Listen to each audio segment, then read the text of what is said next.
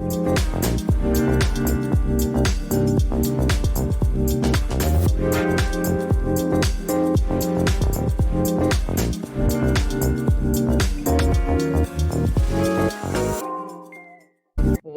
to the Shift Show with M&M, where we explore how to pivot with purpose when life throws you a curveball. I'm your host, Megan Stockman. If you've recently been laid off, especially as part of the 2025 federal terminations, your world might feel a bit upside down. And one of the most urgent questions is, how do I handle my finances right now? That's exactly what we're unpacking today with Mary Jo Caesar, a holistic financial wellness strategist, retired chief operating officer, and founder of Merging Life and Money. With over 30 years of experience across pensions, investments, banking, and life insurance, Mary Jo now empowers professional women and transitioning employees to take control of their finances, starting from the inside out. She specializes in helping individuals rebuild after life-altering changes like layoffs, blending mindset coaching with practical financial strategies to create lasting transformation. Through her coaching, digital resources, and weekly podcast, The Merging Life and Money Show, Mary Jo guides others in moving from financial survival to sustainable success. In this episode, we're going to break down the conversation into 3 key phases. 1, stabilize before you strategize, what to do in the first 72 hours after a layoff. Number 2, cash flow CPR, how to build a survival budget and manage your money while in transition. And number 3, prepare for what's next, what it takes to rebuild your financial life with intention. If you're feeling overwhelmed or unsure where to begin, this episode is your financial first aid kit. Let's dive in. Welcome, Mary Jo. So happy to have you here. Thank you for having me, Megan. And thank you for that great introduction. And as you said, we are here to assist. Yeah. So let's dive in. Yeah. All right. So the first thing we want to talk about is the first 72 hours. What, in your opinion, is the very first thing someone should focus their energy on in the first crucial 24 to 72 hours? That's a great question. The absolute first priority should be giving yourself permission to feel and process the news. Emotional regulation is essential before any financial decision can be made. Many people immediately jump into action mode from a place of panic, which can lead to poor decisions. So take those first 24 hours to acknowledge the emotional impact, whether that's shock, fear, anger, or even relief. Once you've done that initial processing, focus on gathering information about your separation package. Review your termination letter. Check for severance, accrued PTO, that is paid time off. PTO can cover vacation days, sick leave, personal days, and holidays in some employment contracts. So make sure to check, because you may be entitled to receive payment for unused accrued PTO, depending on your employer's policy and state labor laws. And get clarity on your final paycheck timeline. These give you immediate insight into what funds you will have in the short term. Make sure you understand your benefits timeline and document everything from your exit interview if you had one. Knowledge is power, remember that, in these moments. And having clarity on exactly what resources you are working with creates a foundation for all decisions that follow. Please do not make any major financial moves in that first 72-hour window. This is information gathering time, not decision-making time. That is such a smart way to begin. So how do you avoid panic and maintain clarity right after getting the news? Well, we are human, right? Yeah. when you don't expect that stuff, man, I cannot even imagine how the very first wave of laid off employees reacted because, yeah, they talked about it, but that's one thing to talk about it and one thing to see it happen. Remember, panic leads to poor decisions. So maintaining clarity starts with controlling your information environment.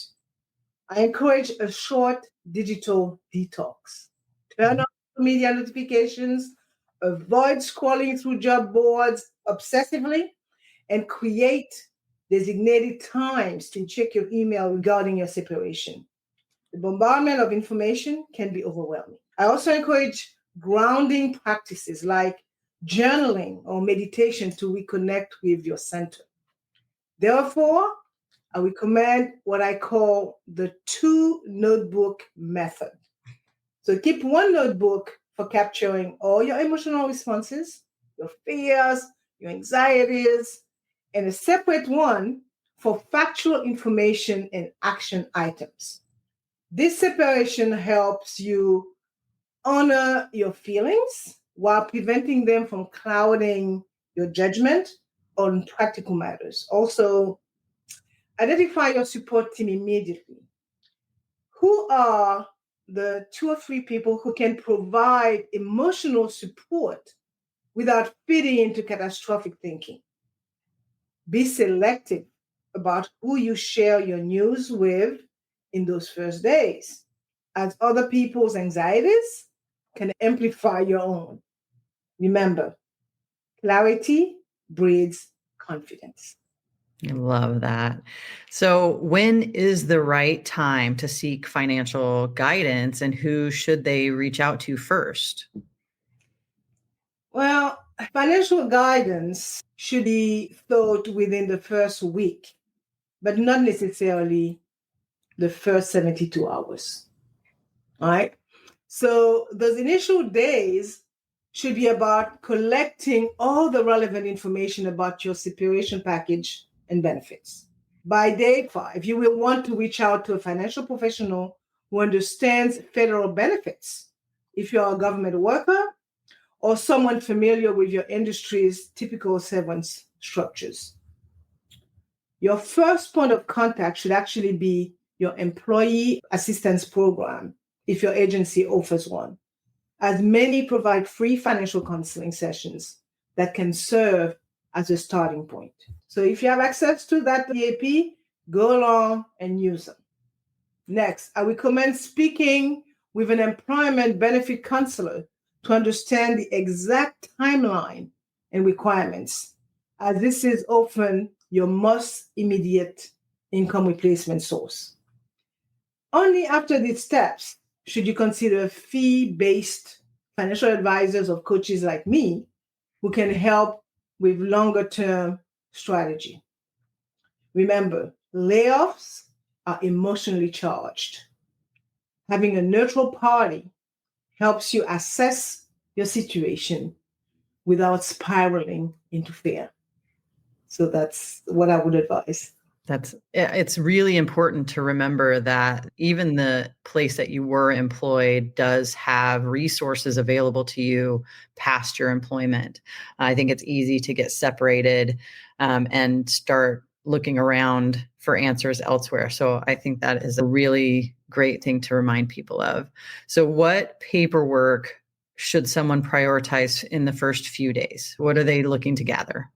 Okay, so the short answer is prioritize getting copies of your termination letter, health insurance document, your most recent pay stubs, your logging details for your benefits portals like your 401k plan statements, and any life insurance tied to employment.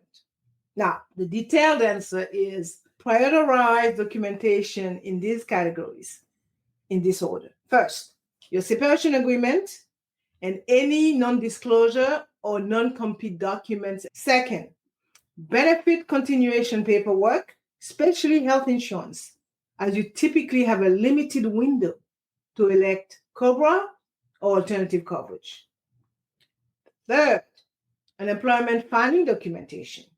Even if you are receiving severance, you will want to establish your claim early. Fourth, retirement and TSP, right? Your saving plan, and a 401k plan if you're in the private. You need that documentation, though I strongly advise against making any changes to these accounts in the first 30 days.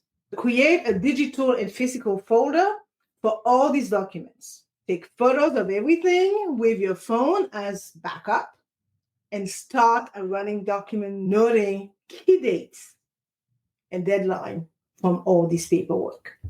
So be strategic about it. Right. So how can someone ensure that they don't overlook any important resources? Well, missing available resources is one of the biggest mistakes I see, to tell you the truth. Okay. So create a systematic approach by mapping resources in 4 categories: employer provided, government, professional associations, and community based. From your employer, look beyond the obvious severance to outplacement services, extended benefits, or alumni networks. Okay, so do some digging in here. Government resources include unemployment benefits, healthcare marketplace subsidies, and potentially workforce development program. Professional association often offer emergency grants, job boards, or reduced membership fees for those between positions. And community resource might include food assistance programs that can temporarily reduce your grocery budget, or utility assistance programs. So schedule a meeting with your HR representative specifically to ask, what resources am I eligible for that haven't been mentioned yet? Often there are programs that aren't prominently advertised. And don't forget to check your previous benefit enrollment documents. Many people have income protection insurance they have been paying for, but forget about it during layoff. So the long and short answers for this question is create a checklist.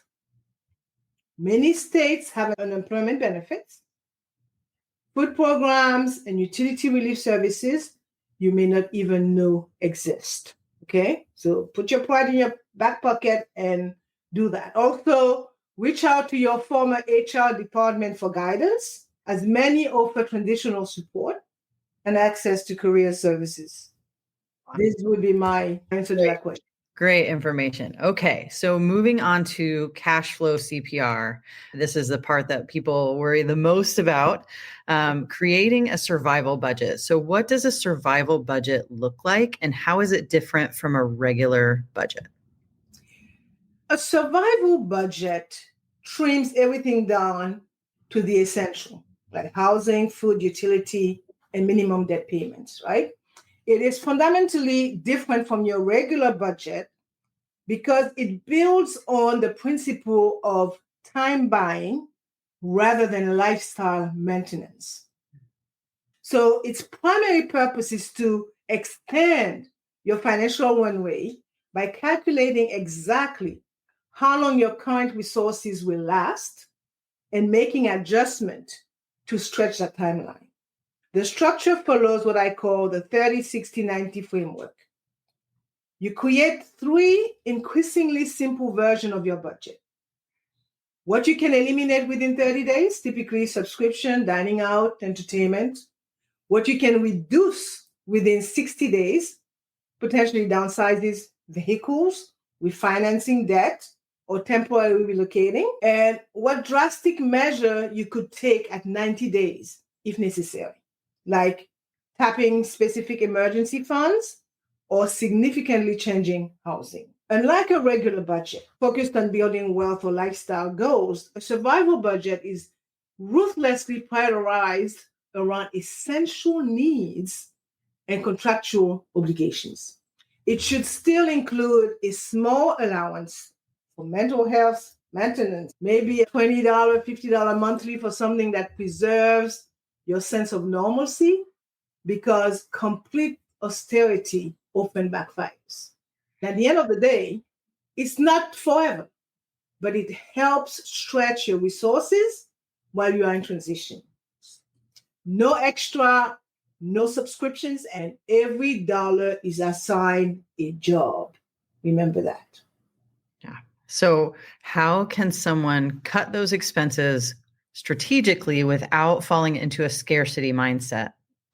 That's a very, very good question. It doesn't take much to fall into this, trust me. Strategic expense cutting is about precision rather than deprivation.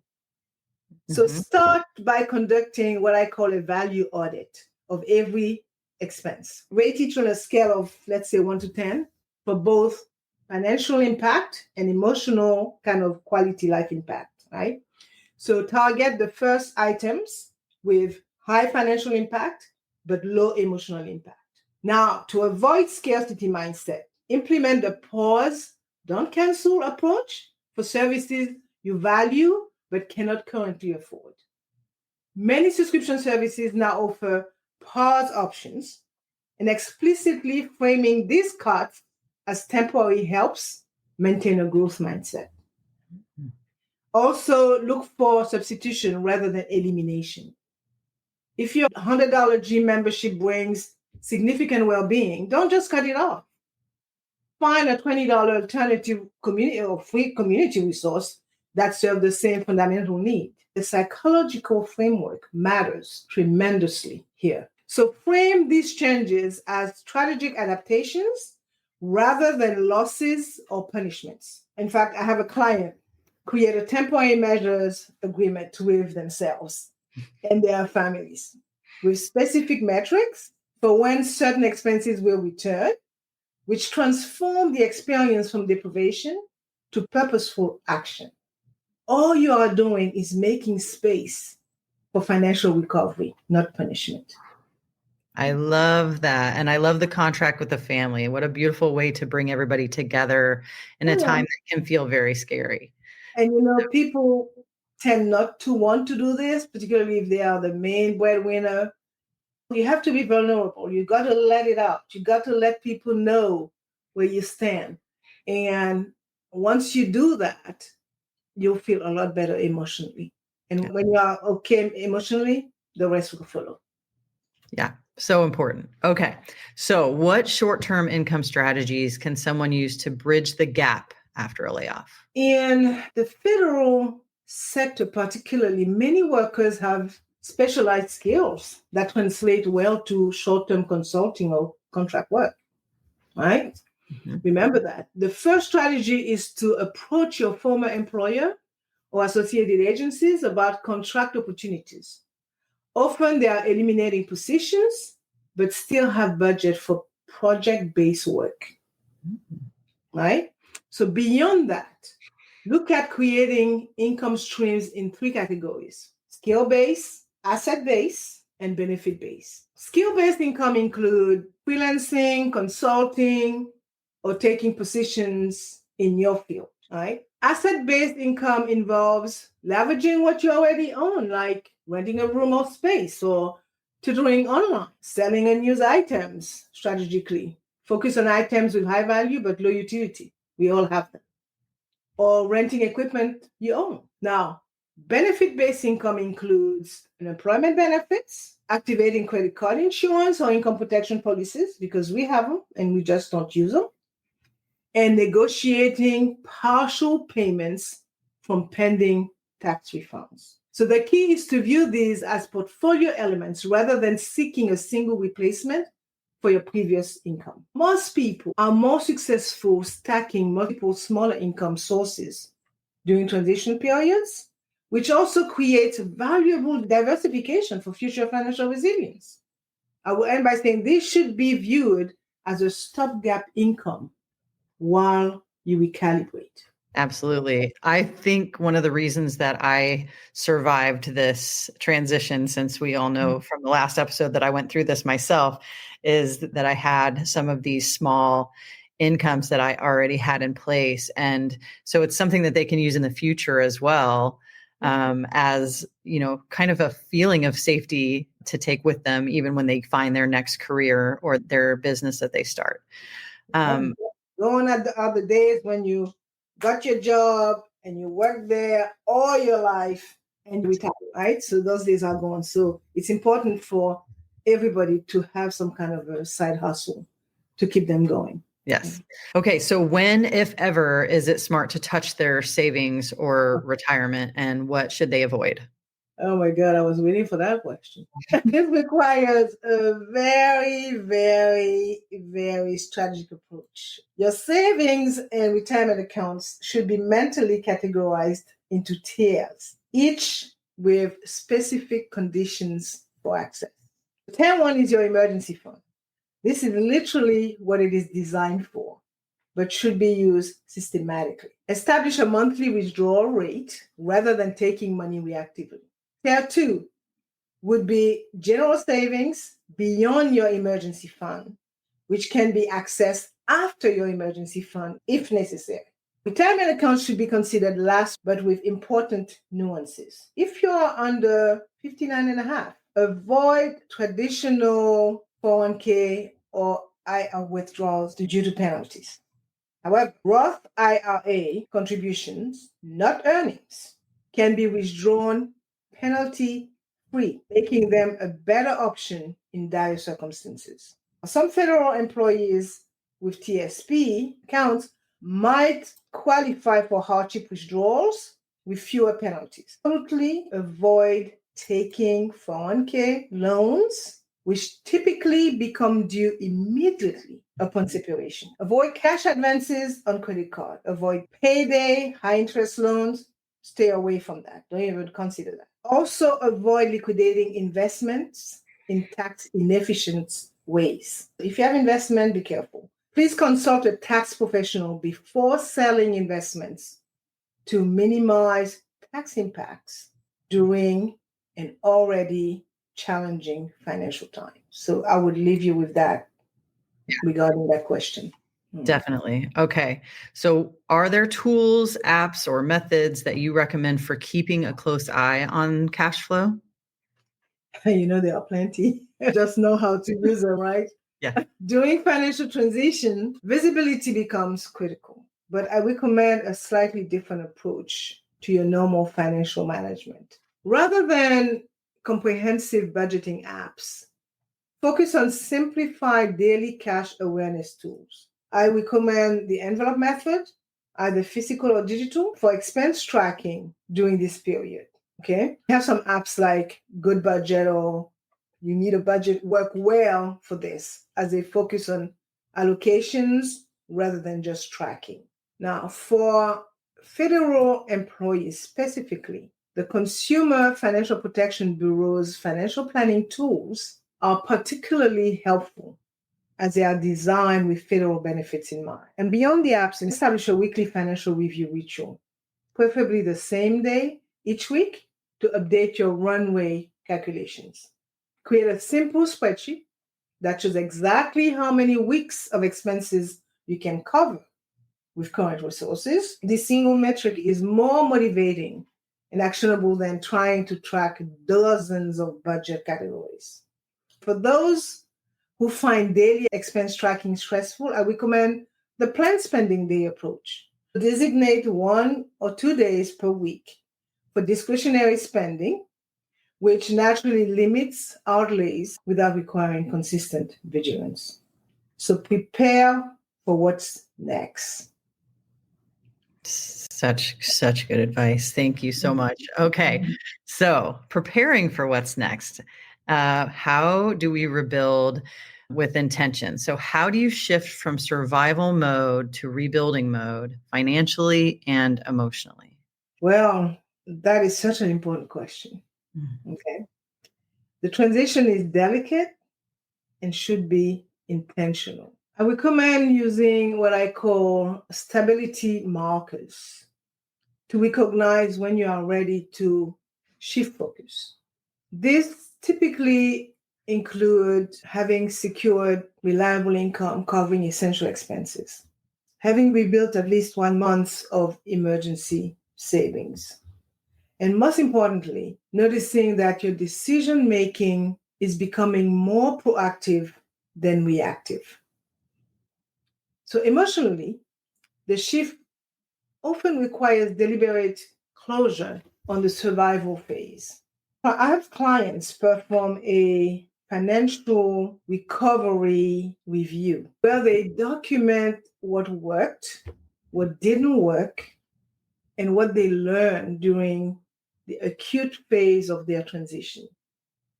This creates what I call psychological completion and extracts valuable lessons.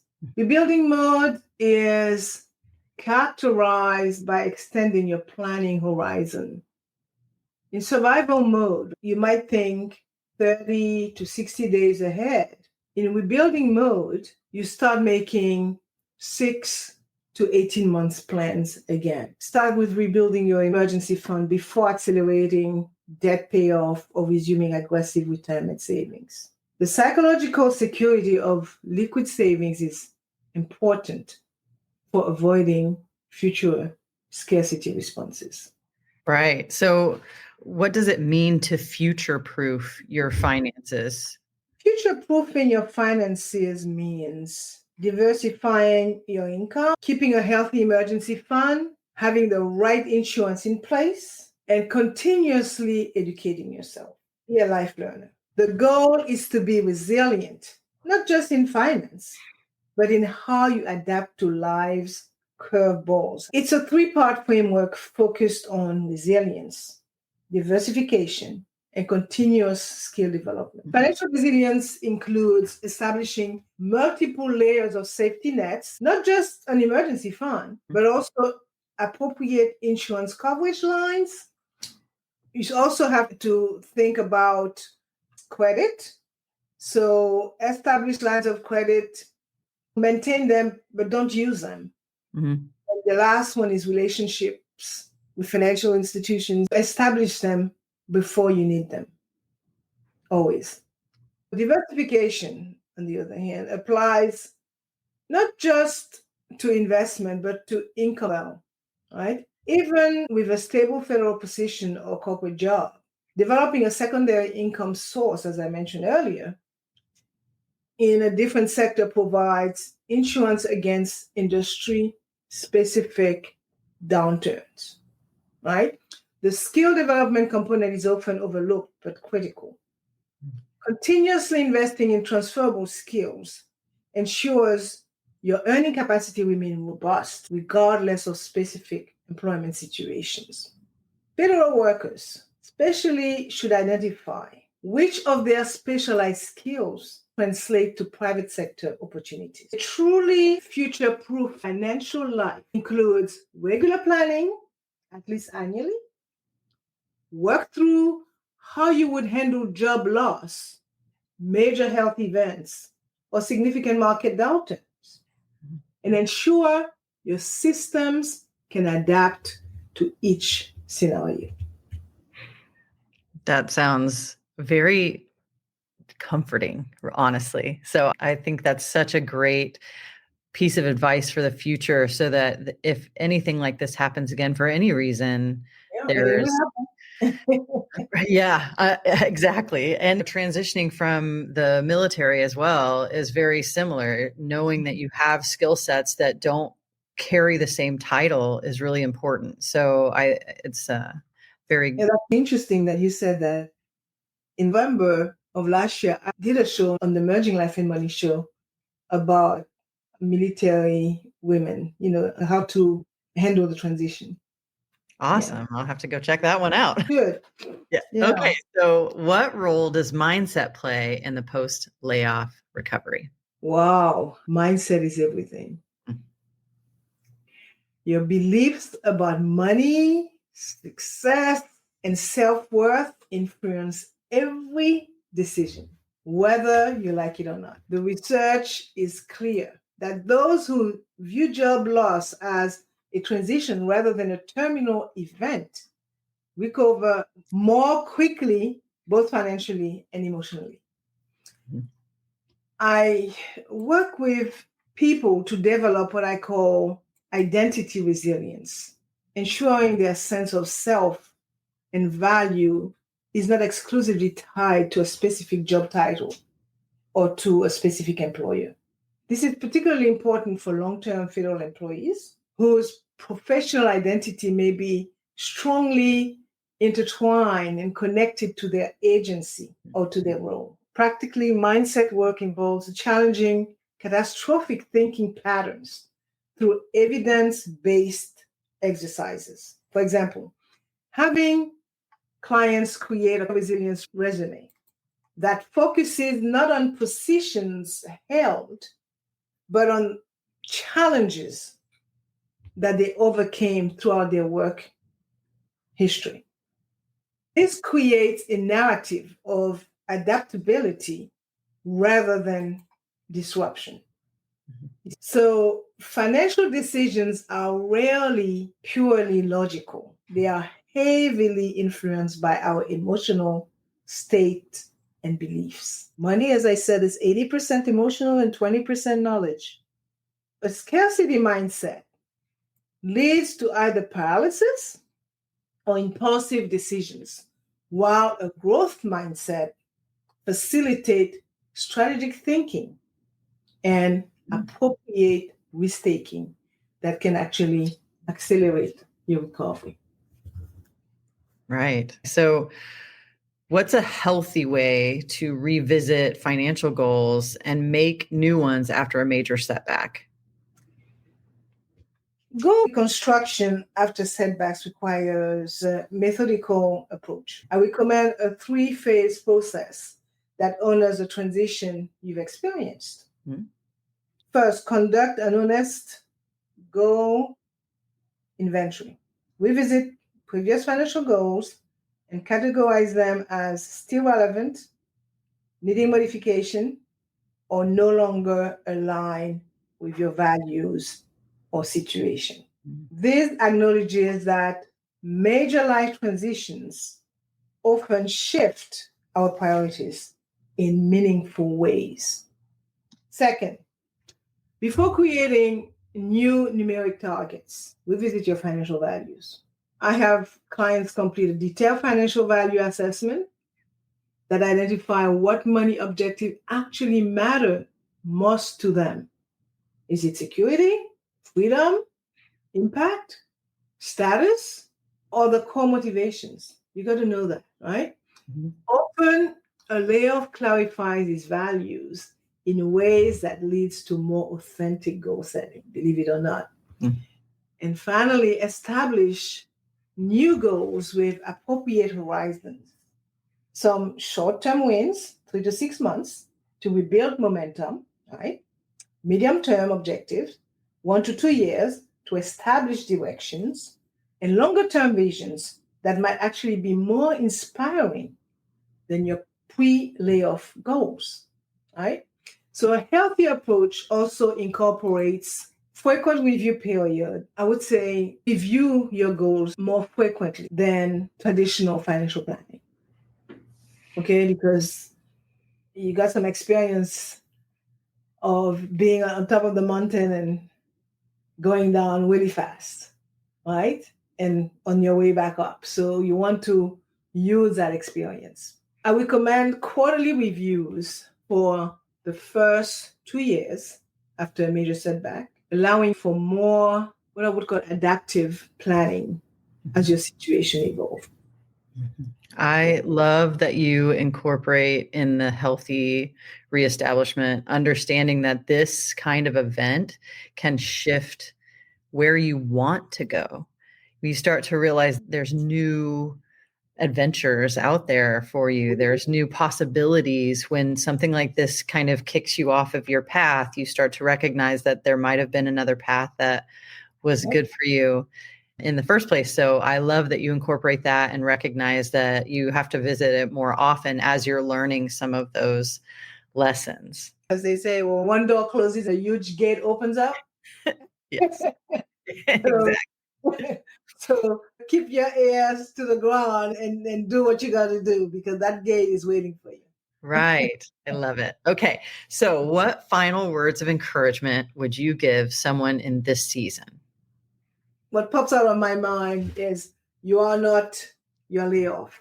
This is just one chapter. What you are experiencing is not just a financial challenge.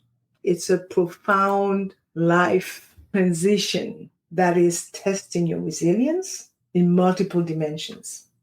Mhm. Remember that your career trajectory is not linear.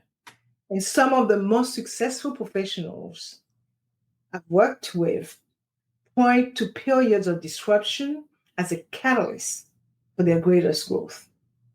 I can tell you, been there, done that. Okay. The skills you are building right now, like adaptability, resourcefulness, and careful prioritizations, are invaluable not just for weathering the storm, but for building a more resilient future.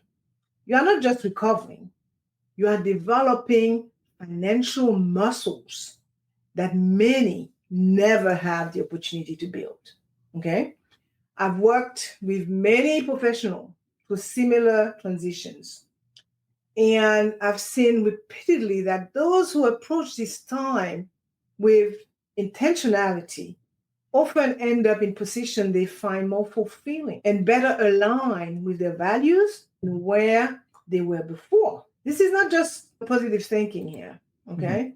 It's a pattern I've observed consistently. And finally, remember that your financial situation is a critical part of your life, but it doesn't define your worth or limit your capacity for joy and connection, right? Protect time for relationships and activities that nourish you throughout this process. The most successful transitions are not just about financial recovery. They are about emerging with a clearer sense of purpose and more authentic relationship with both your work and your resources. This is not just about a period to get through. It is a vessel that can transform your relationship with work, money, and even your own capabilities in profound, positive ways. So I will end by saying that with the right tools, the right support, and mindset, you can turn this detour into a greater comeback. Trust the process and trust yourself. I love it. This has been such a grounding and empowering conversation. Thank you so much, Mary Jo Caesar, for your wisdom and sharing your heart today. Before we wrap, can you let our listeners know where they can find you and what resources of support you have available for anyone who wants to go deeper? Absolutely. And thanks for asking. If you are navigating a layoff or simply want to take a more empowered approach to your finances, I invite you to connect with me at www.mariejocaesar.com. And let me spell it. So it's w.mariejocaesar. That's where you will find a growing library of tools, guides, blogs, and supportive content built around holistic financial wellness. Okay? For those specifically impacted by a layoff, I have created a free downloadable resource called the Financial First Aid Kit, 10 Critical Moves to Make After a Layoff. It is designed to walk you through the immediate steps, emotionally and financially, as we discussed, to stabilize, reassess, and start building forward with clarity. So you can grab that on my website or through the link in the show description. And if you want to go even deeper, I offer one-on-one consultations as well as an online guided 30-day financial mindset reset challenge, which focuses on transforming your money mindset and rebuilding practical habits. You can also follow me on LinkedIn, YouTube, Facebook, Instagram, where I share regular insights, encouragement, and strategies. And of course, tune in to my podcast, The Merging Life and Money Show, where I dive into everything from money and mindset to legacy and reinvention. So whether you are in a place of uncertainty or ready to make bold financial changes, I want you to know that you do not have to go through this alone. Okay? There is support and there is a way forward. Perfect. Thank you so much. Okay, I'm going to quickly recap the episode. We covered what to do immediately after a layoff to regain clarity and gather essential documents and support. We explored how to manage your cash flow with a survival budget and stay in control without falling into fear. And we looked ahead at how to rebuild your financial life with intention, blending strategy, mindset, and future focused planning. If this episode helped you feel a little more empowered, please share it with someone else who might need a boost right now. And don't forget to follow The Shift Show with M&M for more support, stories, and tools to help you navigate what's next. Until next time, stay rooted, stay resourceful, and remember, your title might change, but your value never does.